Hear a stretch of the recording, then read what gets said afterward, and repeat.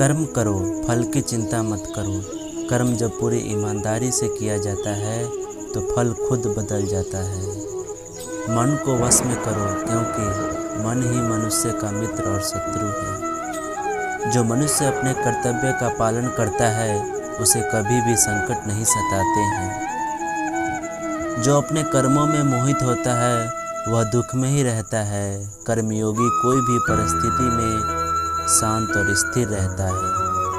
अपने कार्य पर दिल लगाएं, परिणाम पर कभी नहीं। दोस्तों, श्री कृष्ण कहते हैं, अपने कर्तव्य को निष्पक्षता के साथ निभाएं, कर्मों के फलों में आस्तिक न रखें। तुम्हारा यथार्थ कर्तव्य करने का हक तो है, परंतु तुम्हें अपने कर्मों के फल का अधिकार नहीं है।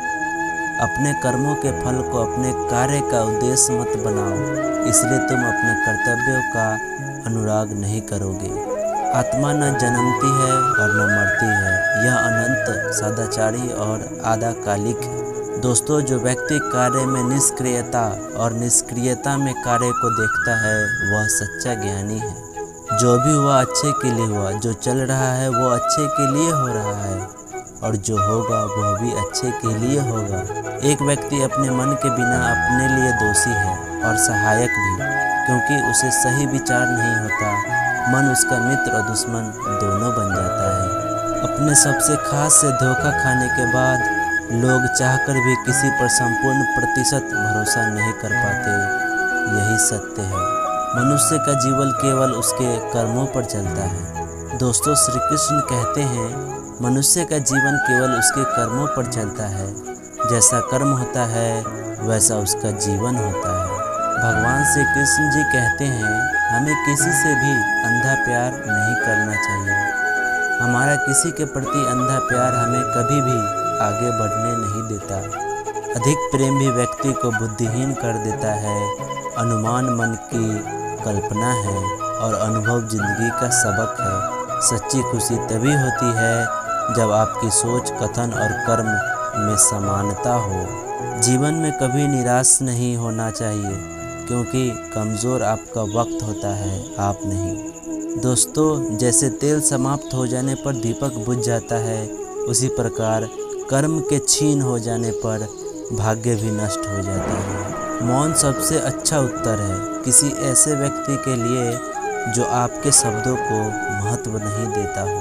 मनुष्य जन्म लेता है तो उसके पास सांसें तो होती है पर कोई नाम नहीं होता, और जब मृत्यु होती है तो उसके पास नाम तो होता है पर सांसें नहीं होती। इसी सांस और नाम के बीच की यात्रा को हम जीवन कहते हैं। दोस्तों, न किसी के अभाव में जियो, न किसी के प्रभाव में जियो। यह जिंदगी है, आपकी अपने स्वभाव में जियो। इंसान चाहे जितना भी खुद को व्यस्त रख ले, जिससे वह प्रेम करता है उसकी यादों से नहीं बच सकता। समय कभी नहीं रुकता।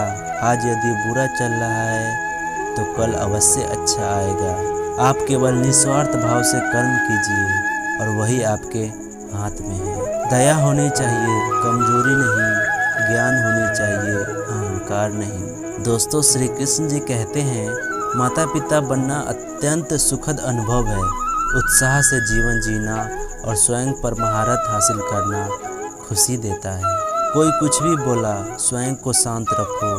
धूप कितनी ही तेज हो, समुद्र सुखा नहीं सकती। दोस्तों, श्री कृष्ण जी कहते हैं, तुम उसके लिए शोक करते हो जो शोक करने के योग्य नहीं है, और फिर भी ज्ञान की बातें करते हो।